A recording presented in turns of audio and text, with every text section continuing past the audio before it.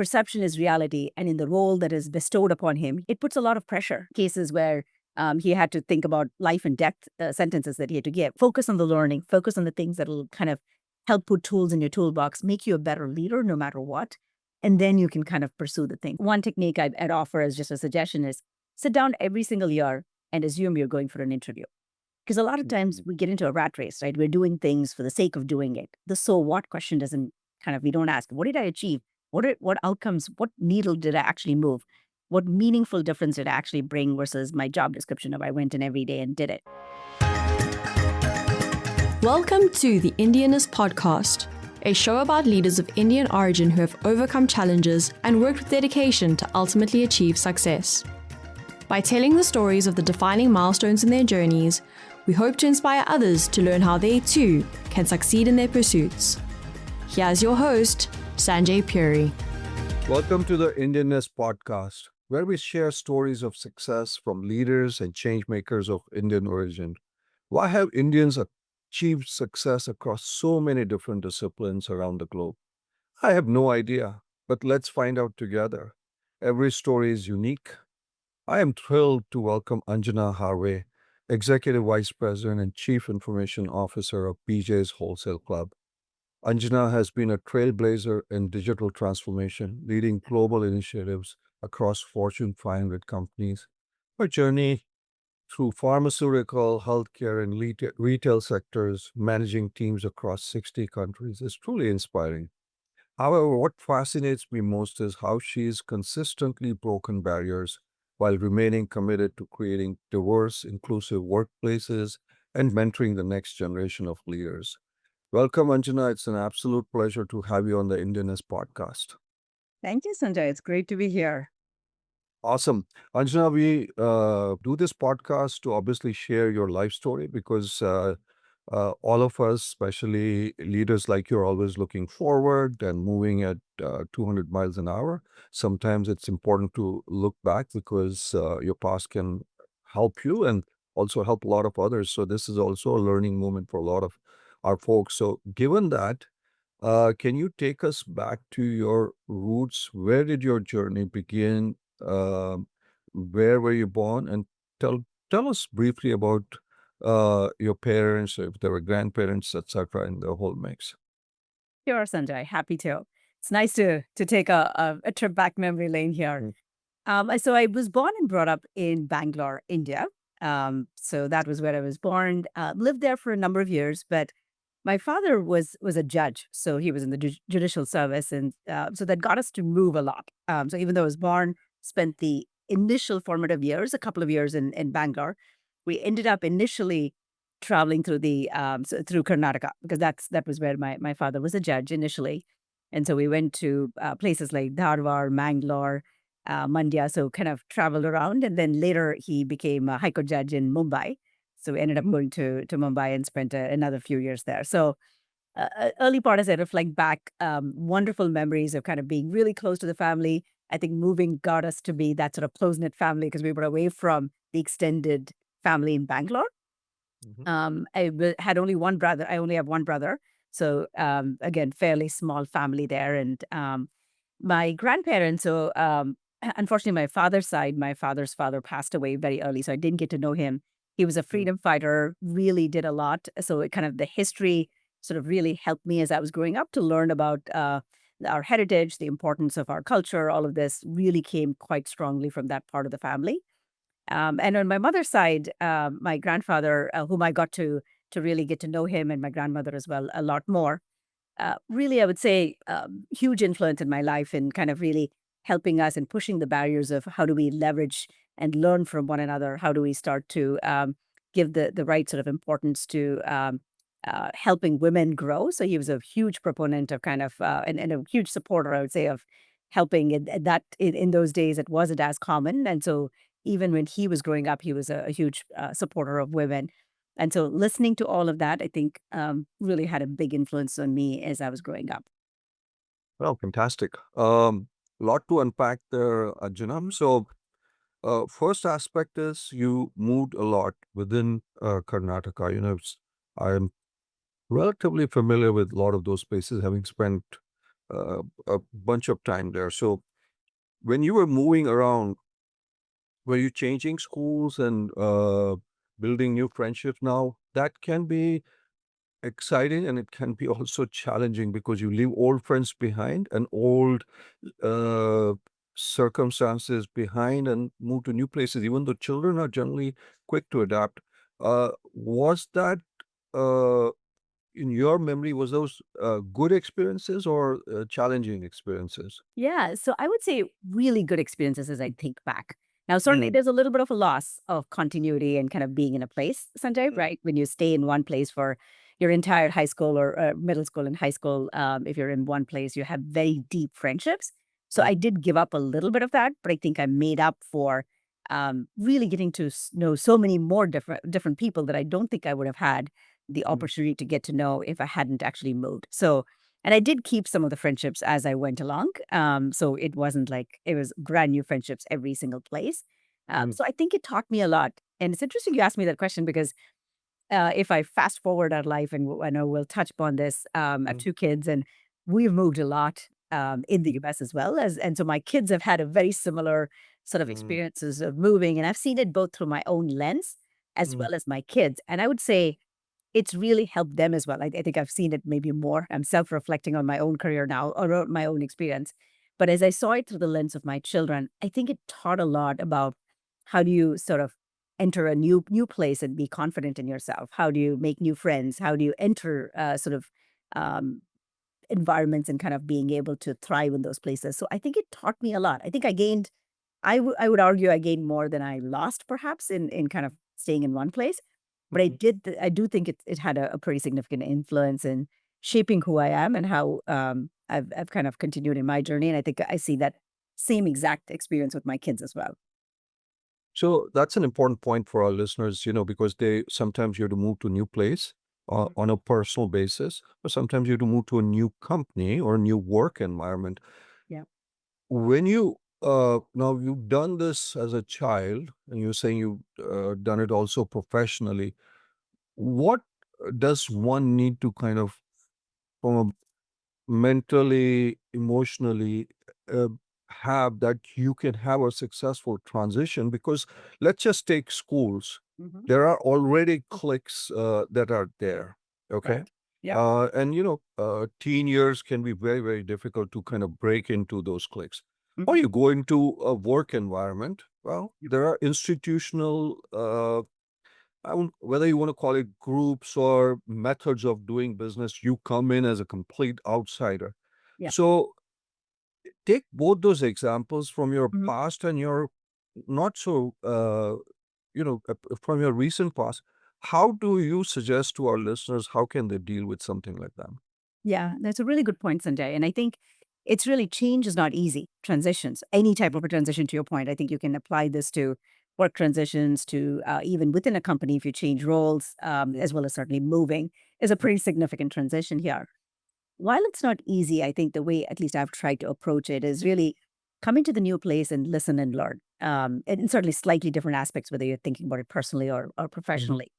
But I think it's a lot of it is just first understanding the environment, listening to people, mhm, absorbing things, and then kind of thinking about how do I fit in? How do I make sure I draw the connections, the correlations that help you sort of build that new bridges because it's new bridges you have to build, right? New connections. They probably have all a set of norms. As a leader, I've come in. I sometimes have to change the norms, but before I change, because change for the sake of change is not important, is not correct. Listen, understand, and then you can kind of explain why perhaps a change needs to happen. So I think for me, the biggest, I would say, Sanjay, as I think about it, is kind of taking the time to understand, seek to understand first, and then think about either the change you have to make to fit in, which mhm, many, many times I've had to because every company has its own culture, its DNA that you sort of have to fit into, mhm, or you help slightly change and shift that DNA to kind of help to morph it. So I mhm, think that's probably the biggest advice I would say is kind of being open and then kind of um, thinking about the linkages that you can make. And I think it's all about it's human connections. If you really think about even work, at the end of the day, it's a group of us coming together to achieve some purpose of things. And so mhm, thinking about how you can draw human connections, I think is probably the most significant and most important component of this. And change gives you an opportunity to rethink and reimagine how those things could happen. So, Anjana, for our listeners, what you're saying is listen and learn, Yeah. and then build human connections so that you can then, when you do make those changes, the change management becomes a little easier because, firstly, you're making data or right decisions based on your listening and learning, and not just because there are leaders who go in and say, let me just break things to set Mhm. a tone and a message. And what you're saying is that probably is not the best approach. Yeah. Those are very good lessons. So, again, we'll just go back to your past. Mhm. The other thing is, dad was a judge. Mhm. Uh, you know, that is a pretty, firstly, it's a very high esteemed profession. There's a lot of people who, pay respect to them. Mhm. Was the house full of people who wanted to see him, engage with him? And then how was he in, did he have time for you in terms of your, whether it's academics or other things, etc.? Tell our listeners a little bit about that. Yeah, yeah, no, absolutely, Sunday. So I would say really, it's being a judge, especially in India, and for folks who are perhaps listening and seeing the U.S. Yep. judicial system, comparing it to the Indian judicial system is a little bit different. There is no jury in India; it's really the Yep. judge.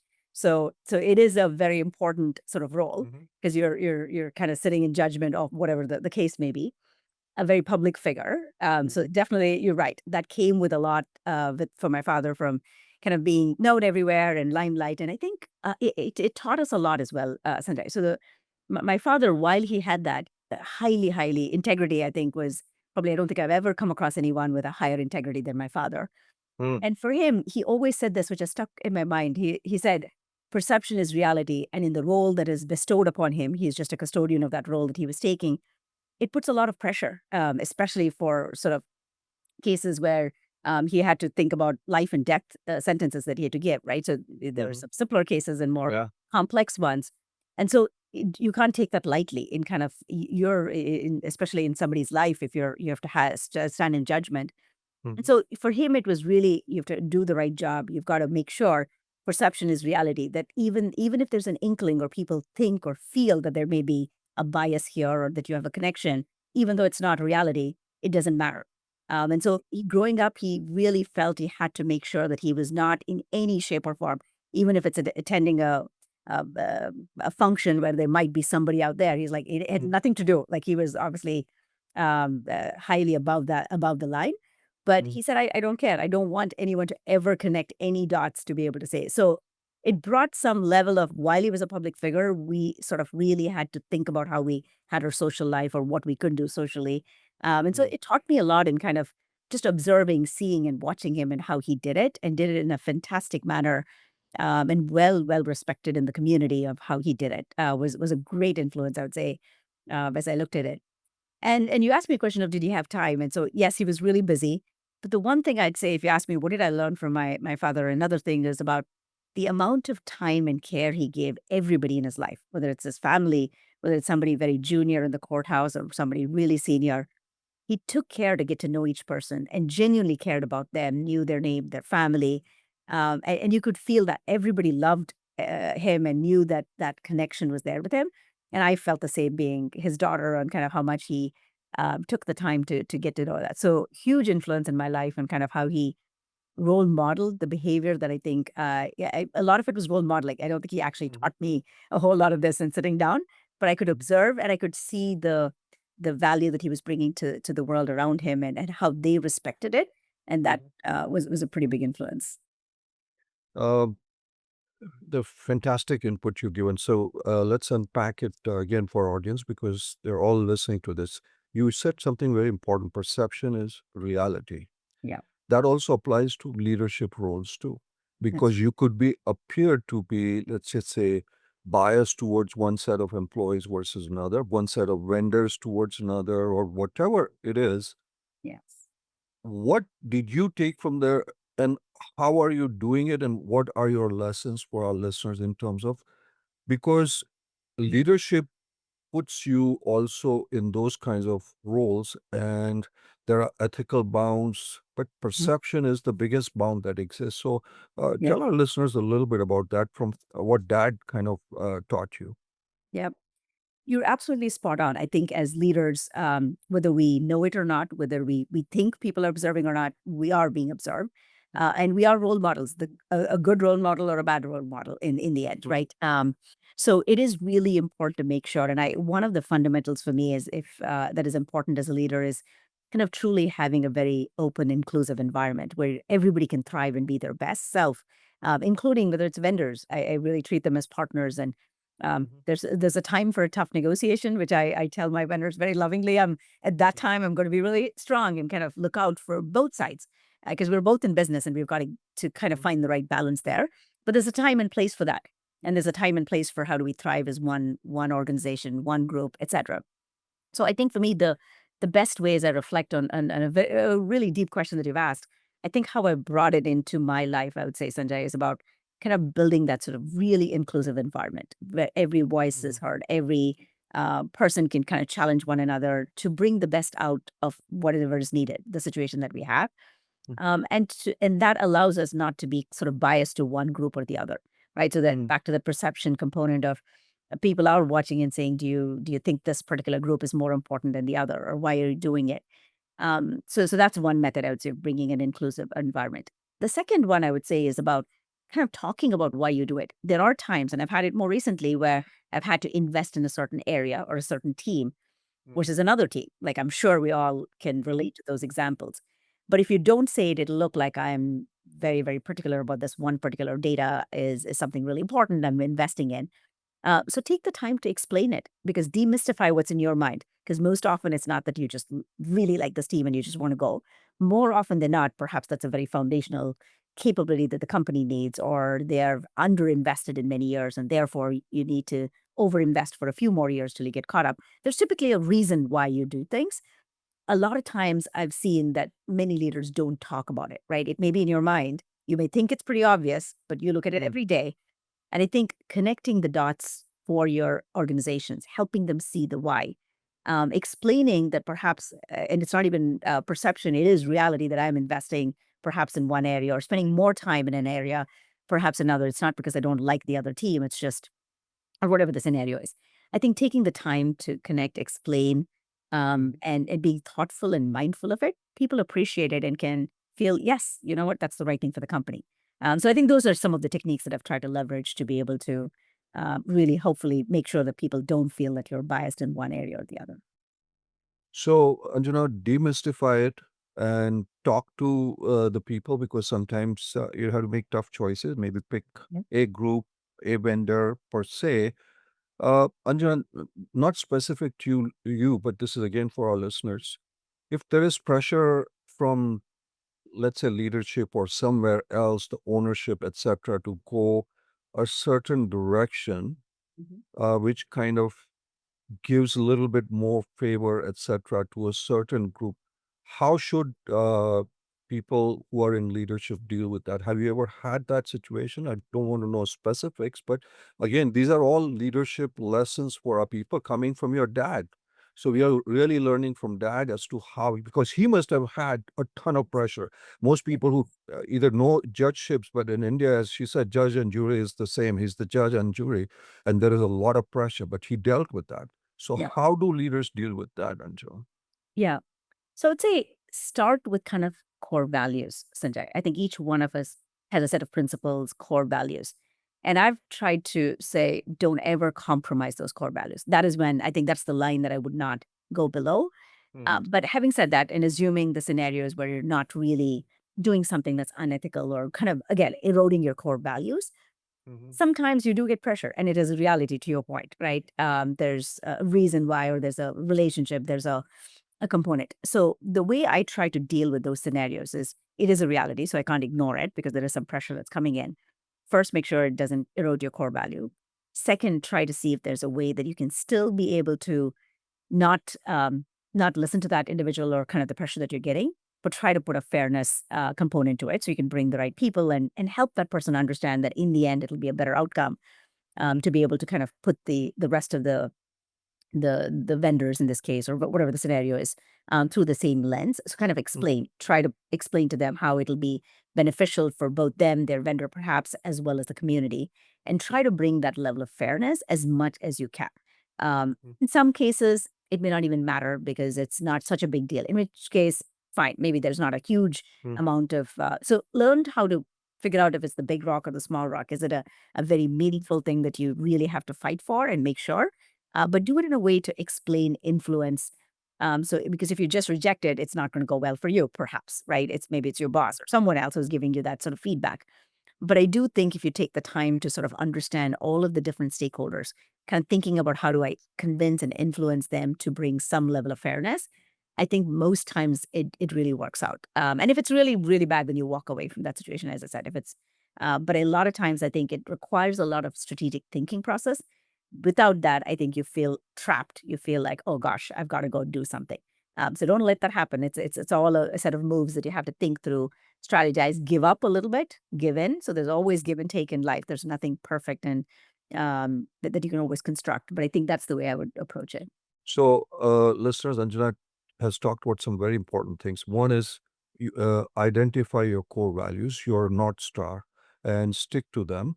And then obviously figure out what is the fairness angle here. And then also decide if it's a big rock or small rock, because some things might not be as relevant to kind of fight on. So, those are fantastic inputs.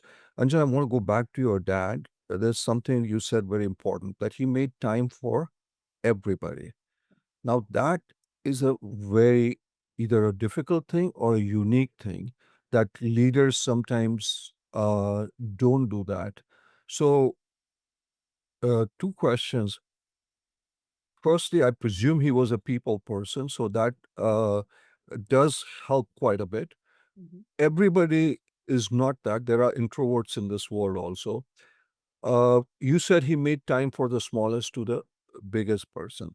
That also applies whether you're in a corporate world, you're in your personal relationships, you're, whatever, you could be in academic world, whether you're dealing with students, you're a student, etc.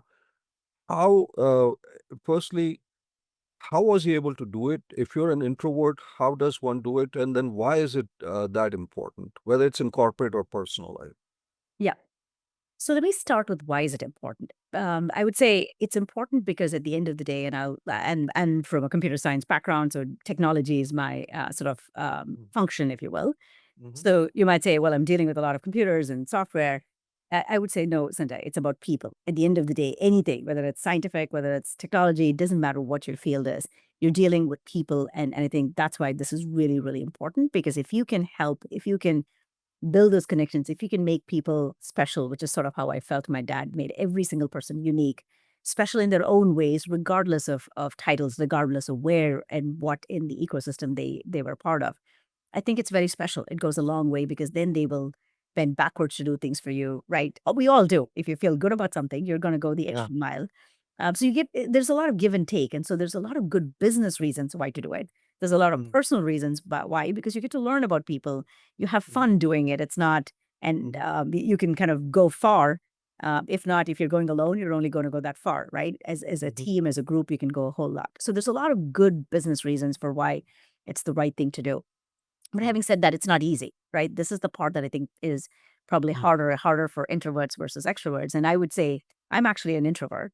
So it does take a lot of more energy from you to be able to doing it. And so I think there's ways to think about doing it. For me, it's the one-on-one I find much easier versus if it's in large groups to doing it. So find the method that actually helps you, that makes it easier for you to connect with people, right? We all have our own methods of connecting, whether it's through a phone call, whether it's through emails, whether it's through just one-on-one lunches, maybe easier for you. I think there's methods that are comfortable in yours. So be authentic to who you are, because I don't think overnight we can kind of become someone else we just magically want to. But I wouldn't let that come in your way. I would challenge you to kind of think through, is there ways you can leverage your own strengths to be able to still make those connections and giving yourself time to perhaps re-energize yourself? Maybe your energy battery is drained and you want to have different ways of connecting with people. But it is really, really important because of what I said, right? So it's people who make it. And it took me a while, I would say, in my own professional career, Sanjay, to realize that, and I call it the power of many, right? There's only Mm, that much one individual person can do, but you can have this multiplication factor if you're able mm, to drive a team. Just imagine how much you can multiply if you have a team of 10 or rather than a team of one to doing it. And so there's huge benefits to doing it, but how you do it, I think, is important because otherwise you're going to get a very tactical, just what's needed. And I think it goes into what I observed with my dad of being like that really special, like make each person feel good about themselves, that you care, even as simple as remembering everyone's name, calling the person by their name, remembering their family. It was little things that he did that I think made that person feel like you cared. I'm not just a cog in the wheel. I'm not just mm. another person in that sea of people that you interact with. And I think those are kind of the things that I've taken back and tried to incorporate. I don't know how successful I've been, but I try my best to kind of take those nuggets of learning in my own journey as well. No, but that's fantastic. So for our listeners, what you're saying is it's very important. Uh, Everybody has their own way of doing it. As if you're an introvert, find the mechanism, as you said, maybe it's one on one, but take the time in getting to making that each person feel special. You know, there was a saying that Bill Clinton had a unique gift that when he talked to you, it felt like you were the only person in the world that mattered to him, and that's his and was his special gift. So make that happen, and you can do it in your own way, whether it's knowing the names, birthdays, etc. I think those are great advice.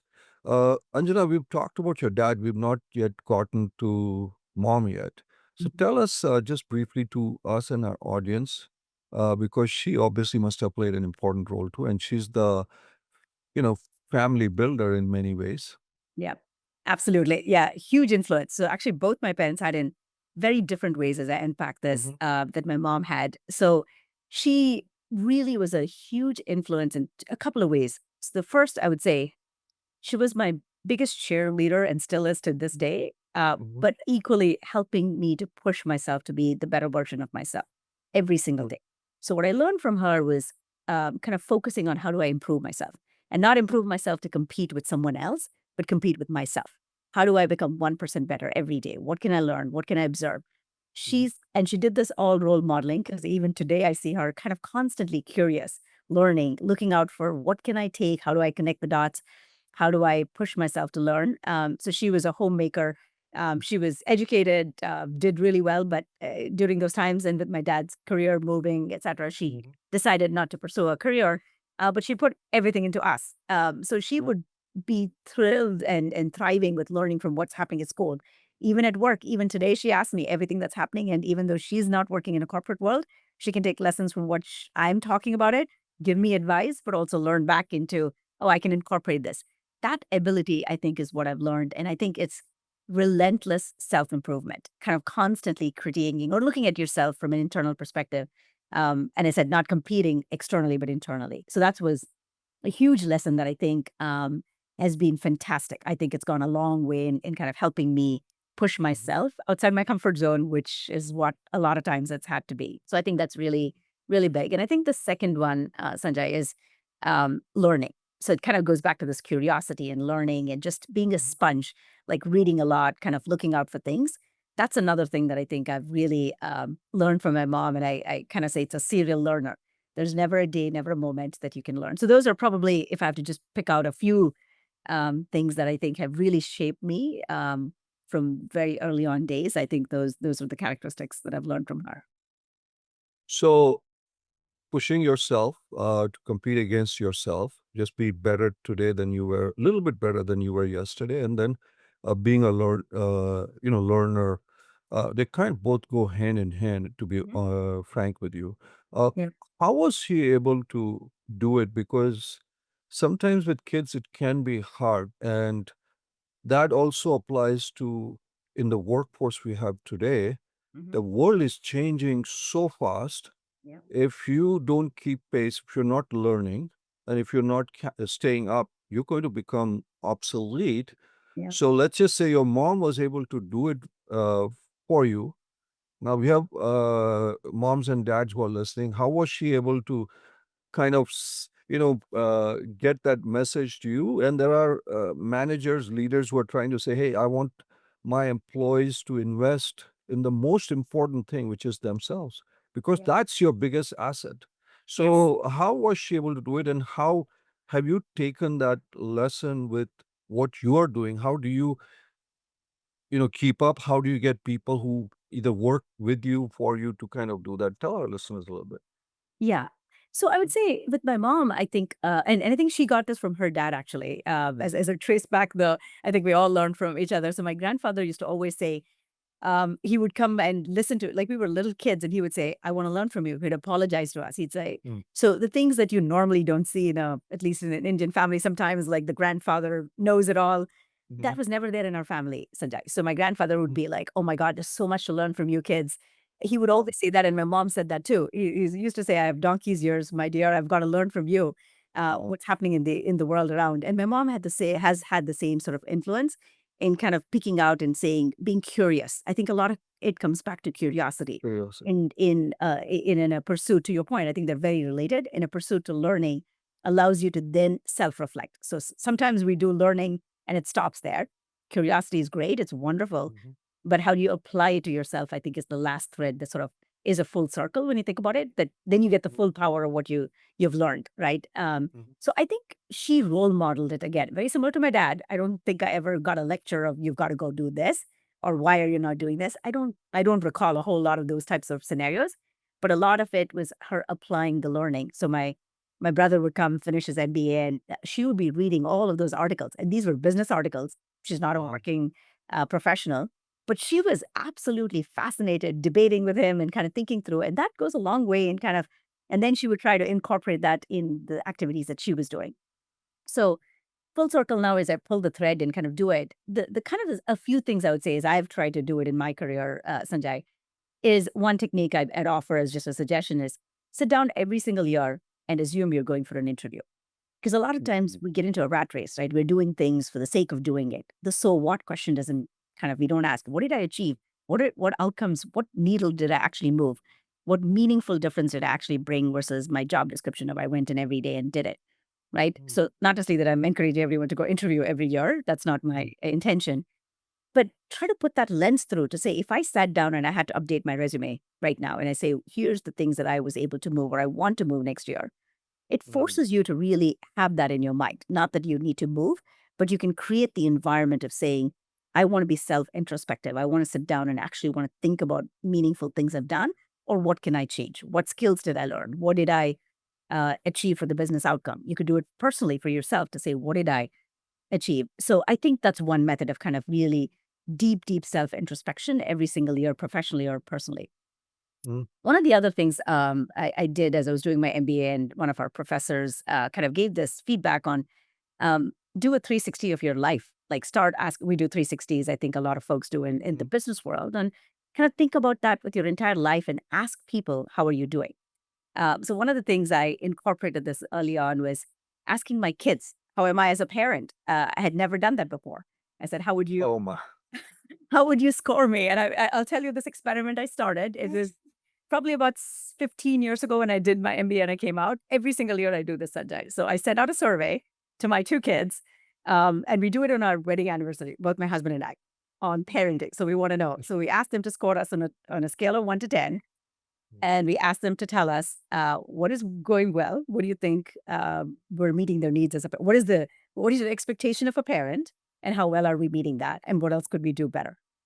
I cannot tell you how brutally honest and fabulous the feedback is. Fabulous. I cannot even tell you. No sugarcoating. I get straight out. Really strong, fantastic feedback. And so that's another method. Like, so you could do that with your team. You could do that at work. You could do it at home. But it's been a great way of kind of forcing us, myself, my husband as well, to take a step back and think about how we're doing and what could we do better. And I did that with my in-laws. I did that with my family and friends. It is funny. And I reached out to my brother, like, am I a good sister? What is your expectation? And am I meeting your needs? And I realized we never asked that question.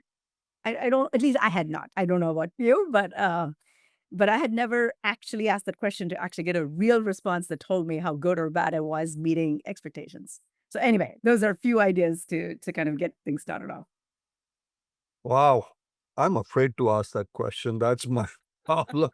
So, but because as you said, kids can be brutally honest or sometimes very brutally honest. So I'm very, very afraid to ask the question. But I think you're touching on something, two very, very important points. One is, an evaluation, as you said, at the end of the year, as if you're going for an interview.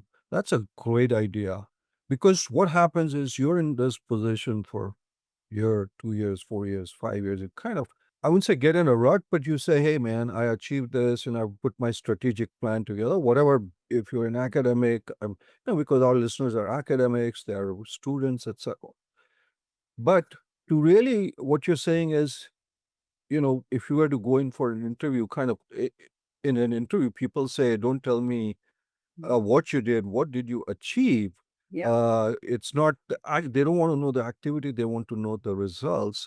Yep. So what you're saying is put that down because a lot of people don't, like, have never done their resume for years and years and years. But that's a fantastic, but then you have to be critically objective about yourself. That's the hard part. That is the key. Yes.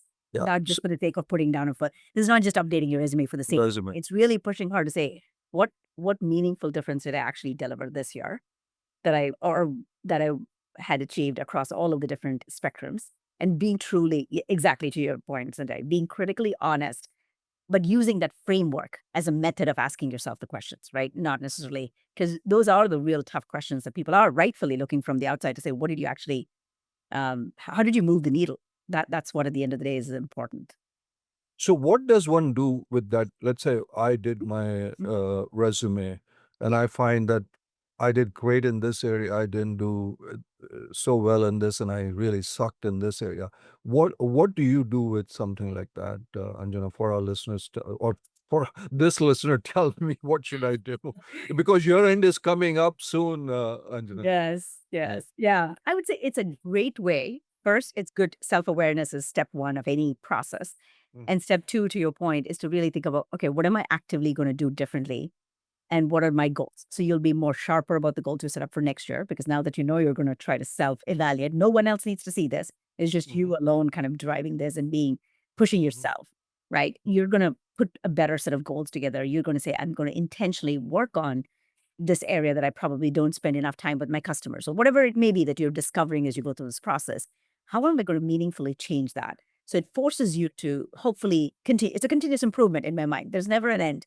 There's never good enough. It's never great. Like, right, you can constantly say, what's my next frontier? Even if you had an outstanding year, it may help you to say, what's my next tier that I want to get to, right? What does great and outstanding look like? So I'd say either way, I think it's a really good way to be self-aware, but B, it gives you the tools to say, how would I start planning better? Because a lot of this is planning. To your point, many, many times we just fall into the rat race that happens, right? Yes, that is a part of our jobs. That is a rat race. That is kind of, you have to get along. But I think planning and being thoughtful about what you want to achieve, what gives you the happiness, what gives you the satisfaction of what you want to get done, it's very, very informative and kind of good planning, I would say, for the next year.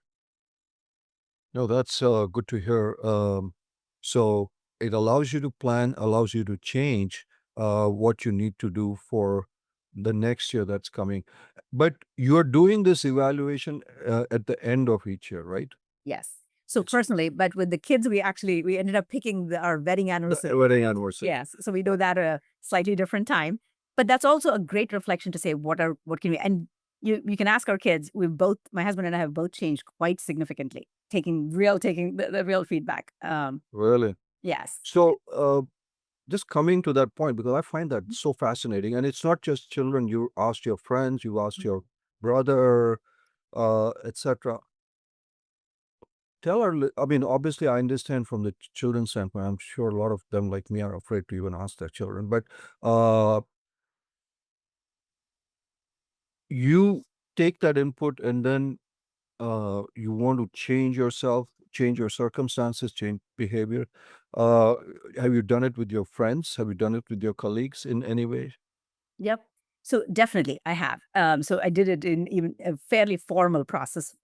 With the kids, it's a formal process. So I actually have written feedback, so I can go back and I can't actually just say I winged this, right? So actually, have scores and I've got. You use Survey Monkeys. You use Survey Yes, Monkey. I did a version Oh of it. my.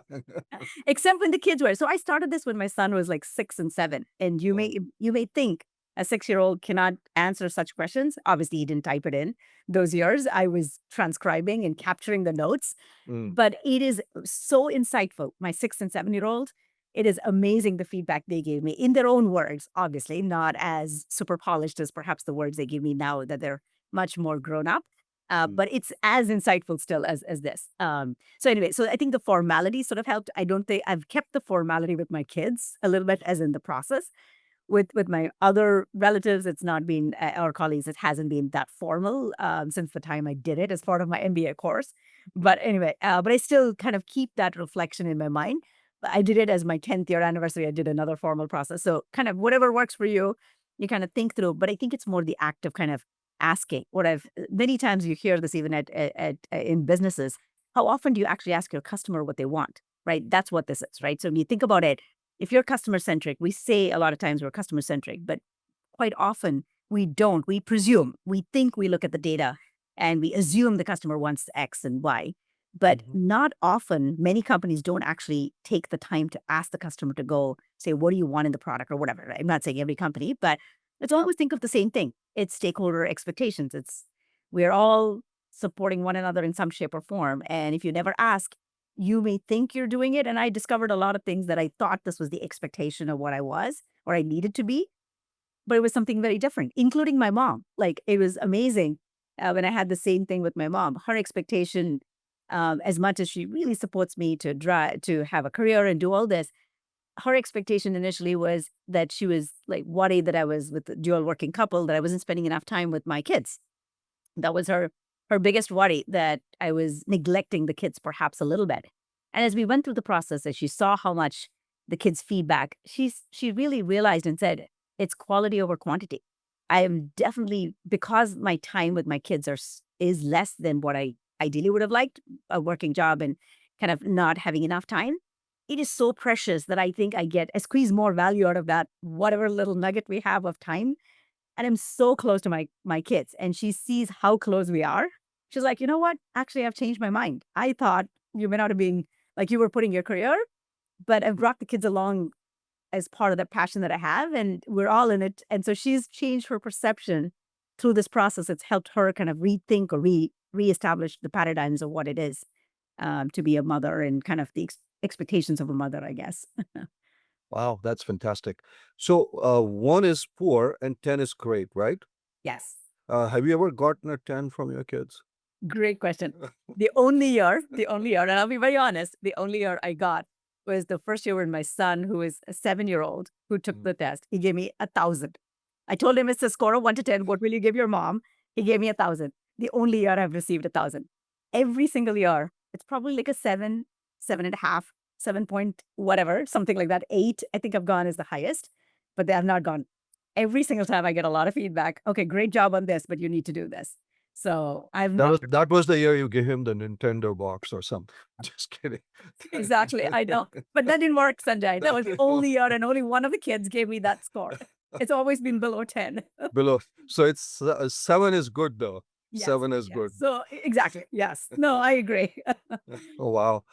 This is fantastic. A lot of incredible lessons for me especially. Um, Anjana, so you moved around, then you moved to Mumbai. How did you transition to the US? Can you just give us a brief idea for our listeners here? Absolutely. So I was working in Mumbai. So I started my career in Mumbai, spent about 2 or 3 years working there as a software engineer, joined a consulting firm. I was with Tata Unisys. So that's where I sort of began my career. Mhm. And then I got married, and my husband was already in the US. So he'd come here working, and we met and decided to get married. And so that brought me over to the US. And so I came over, I quit my job, and hopefully you're starting to get to know me now. I'm like, the first thing I came over, I'm like, I need to find a job like ASAP. So anyway, in the first month, I was able to kind of land a job. And so that got me to the workforce in the US and then continued from there on. No, that's awesome. So, Anja, our podcast is called Indianness. Hmm. Hmm. Tell our listeners, has being of Indian origin influenced your leadership style in any way? Very much. I think my core values, Mm-hmm. Sanjay, as I think about it, is very. I'm rooted in sort of the Indian heritage, the roots that sort of come with it. But certainly, without a doubt, I've curated and picked up other things. Right. That's what we all do as we move and migrate from one place to the other. But at the heart of it, I certainly have a lot of core values that are really important. Whether it's family and kind of really balancing out your work-life balance, things that have shaped me as I've tried to be both in my own career, but as a leader. Many of those values, whether that's hunger for knowledge and kind of the thirst for knowledge, things like that, that are so deep ingrained in, I think, the Indian values are certainly very much part of who I am. They're really a big part of even in your leadership style and things of Yes, that nature. absolutely. Absolutely. Yes, Uh, very much. um, a lot of folks who come on this podcast talk about the role of mentors in their Mhm. lives. And mentors come in many, many shapes or forms. Yeah. Has there uh, been some kind of a mentor in your journey? And what do you think of the role of mentors? This is again for our listeners who Mhm. are listening to this, and obviously self-serving. We've launched a mentor-mentee program called Gurukul, but anyway, that's a Yeah. separate issue. Yeah, absolutely. So very much, I would say they've been a huge part of shaping my life. But I would say I would broaden the aspect of mentoring to a little bit broader than what I would think of in the classic sort of work Mhm. or workplace concept. Sanjay, I think mentors come in all shapes and forms. So I've had definitely mentors at work who've been really instrumental. Some who have never been anointed a mentor, but I think have really played a significant role in kind of helping shaping, sponsoring me, or kind of helping me through my career as well as mentors in the shape of my kids, my family. Mhm. So age is not a barrier here. It's not the classic sort of sense. I would definitely call both my kids as huge mentors for me and my coaches and uh, helping me in my career as well as and learning from them. But it's Mhm. equally, I would say, mentors who have kind of really helped shape me at my early parts of my career, looking out for, I would say, maybe recognizing things in me that I didn't see myself, giving me the opportunity to be able to kind of say, "Let's go try this out," or "We have confidence in you." Early part of my career, I remember one a mentor there who again really pushed me and helped me get my first sort of management role, and and having the confidence in me that I could that I think I was not so sure when he reached out, and I said. I second guessed myself for at least the night and slept over, and I kept talking to my husband on am I being a scapegoat here? Or is this a good place for me to go raise my hands? And I'm glad I did. And I think he saw something in me that I didn't see. And I think that's been very, very helpful. So they come in all, again, for our listeners, all shapes and sizes. Your kids have been mentors, and so can be of different folks. And don't be afraid of reaching out. Uh, Anjana, when you look back, I mean, I can pick up maybe one or two. Can you identify everybody's life has some key inflection points which, shaped their journey? It could have gone this way, it could have gone that way. Can you, just identify maybe one or two or three, because we then let's just find out uh, how you made those decisions and what, uh, looking back, were they right, etc. Just briefly. Yep. So I would say I'll pick a couple, Sajay. So the first one was a few years ago. I think, like many, I sort of had this impression of a career ladder. Like I've got to go one step Mhm. after the next, and if I do well, let me pursue the next. It was just sort of very singular in my mind. Mm. And so a few years ago, I was trying to apply for a job. It was an external CIO role that I was trying to apply for, and it was my first CIO role that I was trying to apply. And the board, when they interviewed me, it all went really well. And finally, they said the one thing that seems to be not missing in your portfolio is cybersecurity. And it was important. It was several years ago that I didn't have the depth of that knowledge. I was came sort of from a Yeah. different track, and so it gave me a lot to think. And then so the next time I got the opportunity at my current role, company that I had, I raised my hand and took a sort of a lateral move to go very deep into a security area. Uh, Mm. Very much outside my comfort zone because I was not a cybersecurity person. I was not going to go deep in. But it suddenly made me realize, Sanjay, on kind of it's a lattice, not a ladder, right? So you've got to collect experiences in your life and not be very singular focused.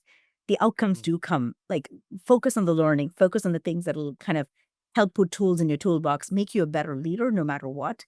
and then you can kind of pursue the thing. So that was a very pivotal moment in kind of reflecting, helping me reshape the thinking of what I had and kind of allowing me to think about my career in that way. So that was, I think, one. The other one related back to sort of work-life balance. And so I'd moved a lot, as I think I mentioned to you, with our family. And I was getting my first public CIO, public company CIO role. And the kids we were in the Boston area, and my daughter was in 10th grade. And so for the first time, I would say, even though I'd moved the family around quite a bit, we decided that didn't feel right to have a 10th grade or to daughter kind of move. And so I said, I'm going to give up this role. And my kids pushed me, actually. They were the ones, and my husband as well. Couldn't have done anything without him or the kids. They pushed me and said, no, we can figure this out, and you can do it, and you can be a traveling mom. And so I did sort of more a consulting Monday morning to Thursday nights and Friday nights commute. And so that was a very pivotal moment in kind of having sort of my kids and my husband push me into kind of saying, yes, we can do it. We can navigate any circumstances. There's ways to solving things. So it doesn't need to be black and white. Either we move or we don't move. You pursue a role or not move. Yes, did it put a lot of burden on us? Yes, it did, without a doubt. But there's ways to navigate it. So that was another inflection point in kind of thinking about how I navigate these. So those were two, and maybe the last one I would say was really shifting my career and going from a lot of pharmaceutical that I had to my most recent role where I am right now is completely switching industries and kind of taking a bit of faith and kind of looking for the fun and excitement and learning something different. So that was another sort of inflection point and deciding which trajectory I go in, where I move things forward. Oh, fantastic. So several learning points. You said, uh, don't be afraid of learning something. You didn't get the job that you were looking for, so you went lateral to learning about cybersecurity. That was a little bit of a risk. You could have just said, "Hey, Mhm. I'm good. I'll keep going." But so learning, which is a core thing that you said, self-learning becomes very, very important. And then you obviously have said talked about, you know, having that work-life balance, but having your family or team Anjana support you in that. I think that's also an important aspect of what you're kind of talking about in terms of inflection points for people. That make sure you kind of get everybody together with you because it really takes a team, as you said, whether it's a team at work, team at home, or wherever else. Sure. Yeah. So that makes a big difference. Uh, Anjana, has the definition of success for you changed over a period of time? I mean, now when you look back, uh, uh, coming out as a, you know, from Tata Unisys days to BJ's, Yeah. um, consumer goods. But Yeah. beyond that, I'm just saying. I know. Yes. Quite a lot has changed. Great question. I don't know if it has changed. For me, success, Sanjay, all along has been kind of focus on the outcomes, kind of feel good about, am I making a difference? And a difference does not mean to be I'm saving the world and I'm producing a drug and do it, right? It could be little differences, little steps that you're taking is sort of how I've always anchored myself into kind of feeling that's the sense of happiness that I get, that I've done something that I feel nobody else needs to know or whatever, right? That's not the criteria. It's sort of how I find happiness in what I do. And when I go to bed, did I try to make something different from what I've got? I Mm, don't think that definition has actually changed. So I think that's in general. Perhaps the outcomes are 100% very different. different. There's no doubt. But I think the fact that I'm content and happy Mm. versus just pursuing something for the sake of like a title or have I eventually achieved those? Yes, but I don't think just for the sake of it, I don't think I've ever kind of felt it. I think that I think has stayed consistent throughout my life. Oh, that's very important. That's great. Consistently making, have I made a difference? I think that's what you're saying. Anjana, I could go on for hours and hours with you. There's so much to learn. We'll need to get you back. But at the end, we do this lightning round of questions, just some fun stuff that gives our listeners a little bit of maybe a personal insight into you. Yeah, So, one word answers. You ready? I am ready. Okay. Okay. Remote work or office work? Office work, Okay. Strategy or execution? strategy, Data or intuition? data, Books or podcasts? Podcasts. Morning person or night owl? Night owl. Fiction or non-fiction? Fiction. Okay. This is a question we ask everybody, Anjana, because our podcast is called Indianness. Yeah. Your definition of Indianness. My definition of Indianness. I would say being family oriented. If I had to pick one word, I've got a couple of different aspects of being Indian, but I think for me, the family is the center of everything. Family is the central. Yeah. Great definition. This is going to be a little hard one. Tell me one person, not two, who's been the most influential person in your journey. One person. I have a feeling I know the answer, but I want to hear it from you. My mom. Okay, I thought so. And then Nike has their tagline called "Just Do It." What is Anjana's tagline?